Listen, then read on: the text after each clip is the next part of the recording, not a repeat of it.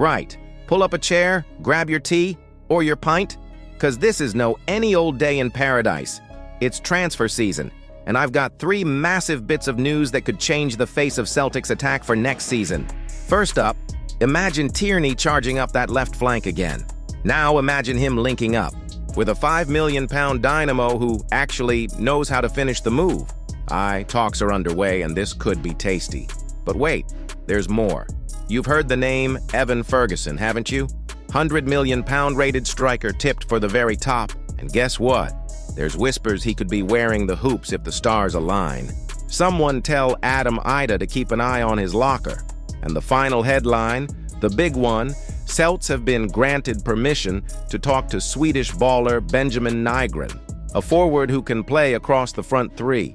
This could be a proper coup if Brendan pulls it off. So listen, don't even think about clicking away. Stick with me till the very end. Smash that like button and hit subscribe so you don't miss a single twist in this bonkers window. This is the kind of video the YouTube algorithm lives for. And let's be honest, so do you. Right. Sit yourself down for this one, cause it's getting interesting down the left-hand side at Paradise. So Tierney's back. We're still buzzing from that. The boys no even kicked a ball yet, and I've already seen folk calling it the best signing since sliced soda bread. But here's the thing, Brendan's no done. Word is, Celtic have officially reopened talks to bring in Michel-Ange Balikwisha from Royal Antwerp. Now that name might not roll off the tongue like Henrik or Lubo, but let me tell you, this lad's got something. The talks are back on because Balikwisha's contract's got just a year left, and Antwerp, after bottling Europe, are ready to cash in. He's valued around £5 million, which is half what he was worth just a few months ago. Bargain alert, right? Here's where it gets tasty, though. Imagine Balikwisha on the wing, with Tierney tearing up behind him. I mean, honestly, you could light up the entire east end of Glasgow with that combo. Balikwisha's 2-footed, can cut in, can hit the byline, and his stats, goals, assists, carries into the box, all up there despite missing half the season through injury. The boy still finished with a top 10 rating in the whole Belgian league, which, by the way, is stronger than some folk realize.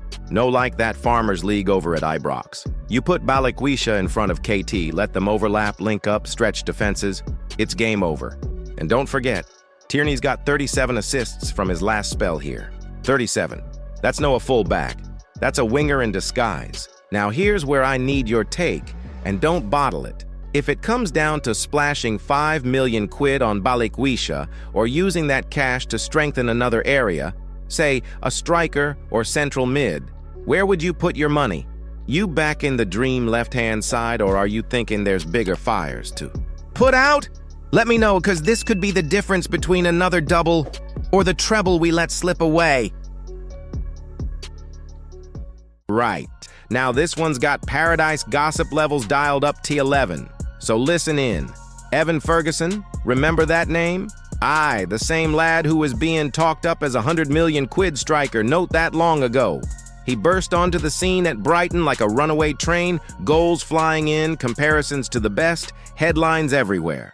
But since then, well, let's just say it's been more Sterling Albion away on a Tuesday night than Champions League glamour. He's hit a bit of a wall.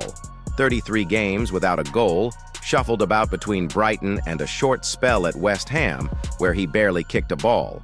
But here's where it gets interesting for you and me. Whispers say Celtic could be the place for him to rediscover that magic. And big Shay Given, who knows a thing or two about Irish talent, reckons it could be the perfect move.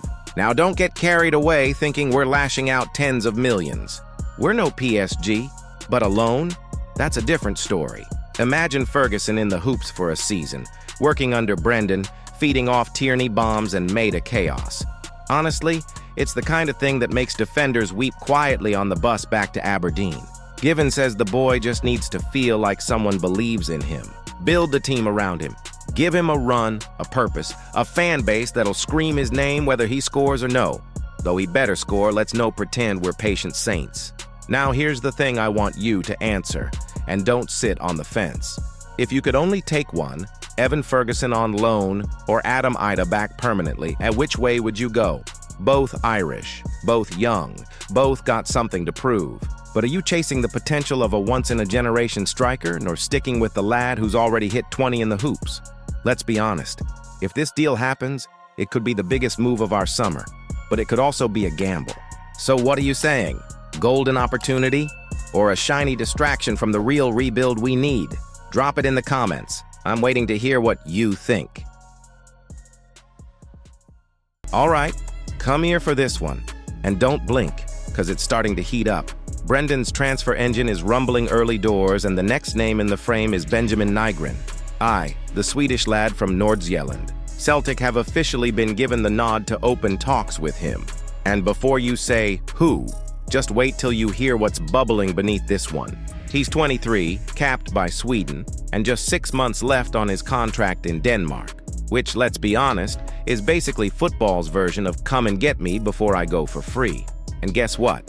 We're no the only ones sniffing about. Bundesliga clubs and a few Belgian sides have clocked his situation too.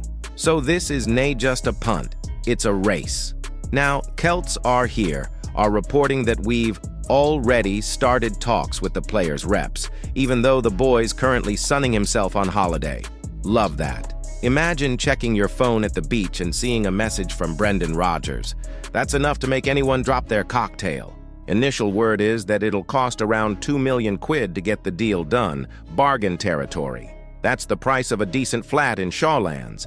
And this lad could be dancing around defenses in the Champions League if it all clicks. What's exciting here is Nygren's versatility. He can play anywhere across the front, proper fluid. Stick him left, right, or through the middle and he'll give defenses a migraine. That's the kind of weapon we need going into Europe, no just for the league. And we're still haunted by some of those group stage nights. Now here's where I want to pull you in. If you had the choice between a proven domestic player or a project like Nygren with European flair, who'd you take right now with the Champions League looming? Do we build for now or gamble for the glory? Let me know what you reckon.